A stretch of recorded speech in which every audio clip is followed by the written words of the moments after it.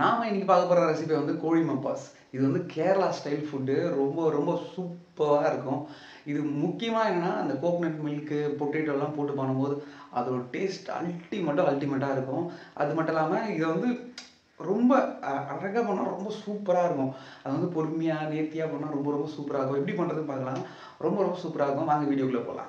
இந்த கறிக்கு ஃபஸ்ட்டு நம்ம தேங்காய் எண்ணெயை ஃபஸ்ட்டு ஆட் பண்ணிக்கலாம். தேங்காய் எண்ணெய் இம்பார்ட்டன்ட்டு. அதுக்கப்புறம் கடுகு போட்டு நல்லா பொரிஞ்சதுக்கப்புறம் என்ன பண்ணுங்கன்னா பெருஞ்சீரகத்தை போட்டு அதையும் வந்து நல்லா பொரிஞ்சதுக்கப்புறம் கொஞ்சோண்டு ஏலக்காய் ஒரு 4 பீஸு, அதுக்கப்புறம் வந்து பிரியாணி இலை, கருவேப்பிலை, அதுக்கப்புறம் வந்து பச்சை மிளகா காரத்துக்கு உங்களுக்கு எவ்வளோ வேணுமோ ஆட் பண்ணிக்க நல்லா ஸ்பைசிக்கு.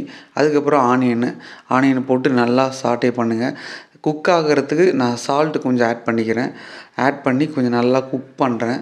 குக் பண்ணி ப்ரௌன் ஆக தேவையில்ல, நல்லா குக் ஆகினா போதும். அதுக்கப்புறம் குக் ஆனதுக்கப்புறம் இஞ்சி பூண்டு விழுதை வந்து போட்டு நல்லா குக் பண்ணி எடுத்துக்கோங்க, பச்சை வாசனை போகிற அளவுக்கு. அதுக்கப்புறம் நான் பொட்டேட்டோ ஸ்மால் சைஸாக கட் பண்ணி வச்சுருக்கேன், இது போல் அதையும் ஆட் பண்ணிக்கலாம். ஆட் பண்ணி கொஞ்சம் நல்லா குக் பண்ணிக்கங்க.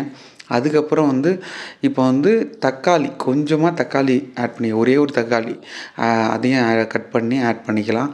அதுக்கப்புறம் தேவையான அளவுக்கு மஞ்சத்தூளும் அதுக்கப்புறம் அது கூடவே வந்து கொத்தமல்லி தூளையும் வந்து ஆட் பண்ணிக்கலாம்.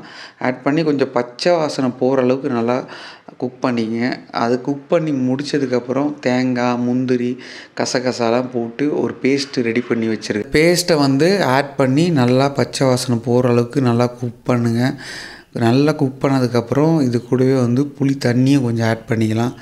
புளி தண்ணியை ஆட் பண்ணி நல்லா மிக்ஸ் பண்ணிக்கங்க. ஸ்லோ ஃபயர்லேயே வச்சு குக் பண்ணுங்கள். நல்லா ஸ்லோ ஃபயர்லேயே குக் பண்ணுங்கள். ஹை ஃப்ளேம் வேணாம், ஏன்னா ரொம்ப அடி பிடிச்சிரும்.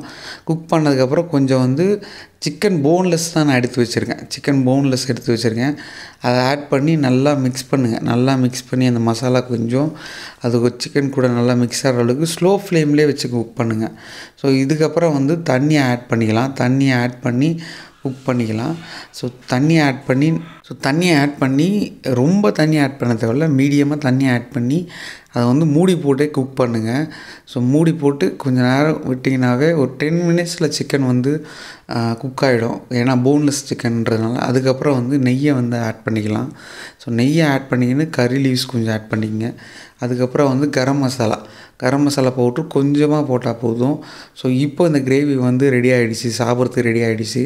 ஸோ நான் வந்து ரைஸ் கூட வந்து சாப்பிட்றேன். நீங்கள் இடியாப்பத்து கூடலாம் வச்சு சாப்பிடுங்க, ரொம்ப சூப்பராக இருக்கும்.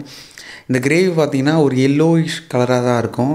ஸோ சிக்கனு, அந்த கிரேவி, கோகனட் மில்க் ஸ்மெல்லு, பொட்டேட்டோட அந்த ஜூஸி டெண்டர் சூப்பராக இருக்கும். ட்ரை பண்ணி பாருங்கள்.